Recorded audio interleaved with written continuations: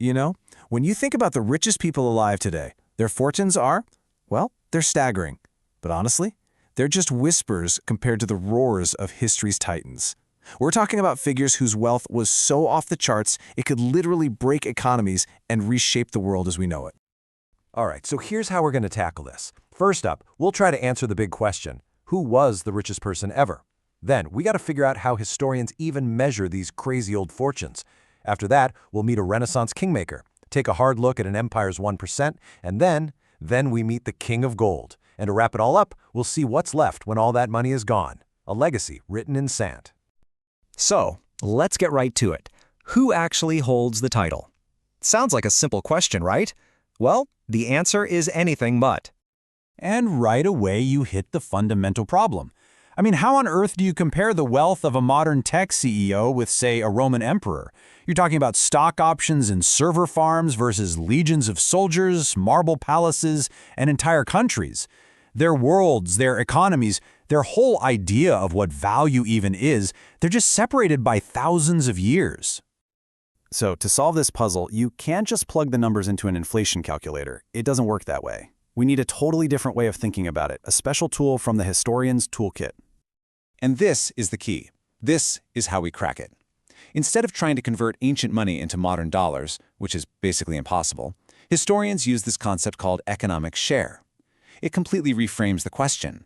It's not about how many dollars did they have, it's about what percentage of their entire society's economic pie did they control. It's a really brilliant way to measure true financial power, no matter the era. You know, the historian Walter Scheitel put it perfectly. He said the real challenge isn't finding stories about ancient wealth. There are tons of those. The hard part is creating a framework to actually measure it consistently. And that's exactly what this economic share idea does. It's the answer. Okay, so now that we have our tool, let's meet our first contender. This is a guy who didn't just play the game. He basically owned the whole board. I'm talking about Jakob Fugger, the Renaissance kingmaker. All right, I know I said we wouldn't do this, but just for a second, let's break our own rule.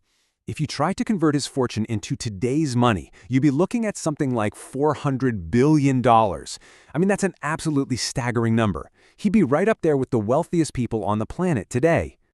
But here's the number that really tells the story.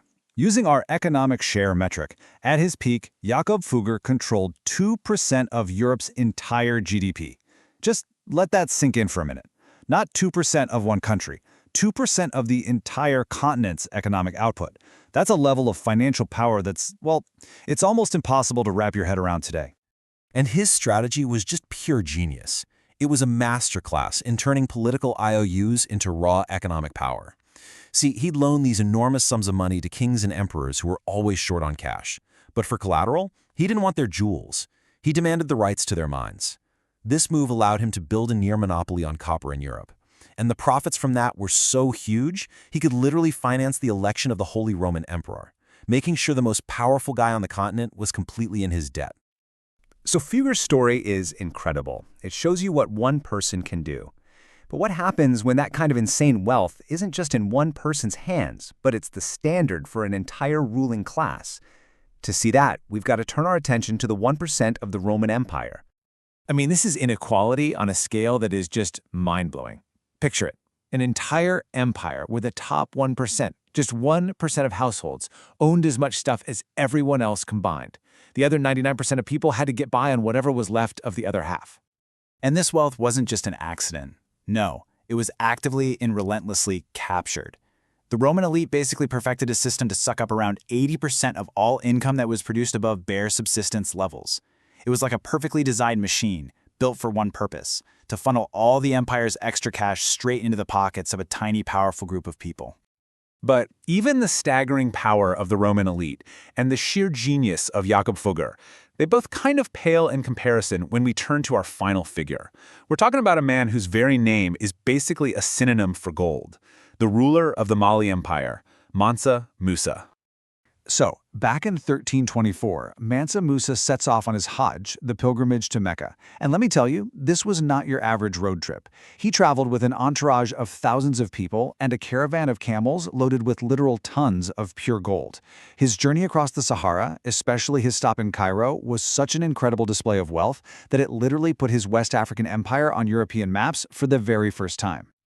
Now, his spending and his generosity were the stuff of legend. But when you pump that much gold into an economy all at once, it makes you wonder, was this just a simple act of faith, or was it something else entirely, like a flex of economic power the world had never, ever seen before?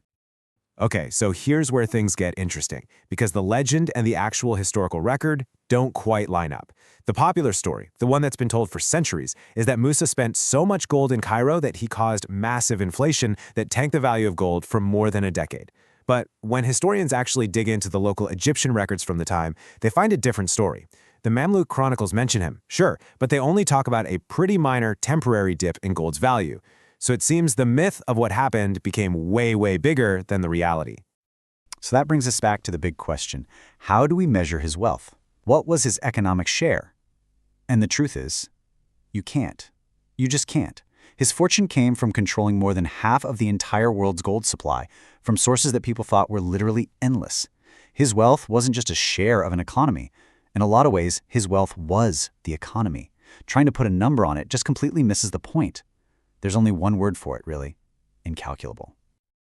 And that really brings us to the end of our journey. After all the gold is counted, all the economic shares are calculated, what's actually left? What's the final fate of these fortunes that are almost too big to imagine? Because in the end, Fugger's monopolies were eventually broken. The Roman Empire, of course, collapsed. And Mansa Musa's river of gold? It eventually ran dry, and his great empire faded back into the desert sands. And it leaves you with this one profound thought. All the wealth in the world, it's temporary. Power crumbles. But the stories, the legends, the impact these people had on the world, that is the history that remains.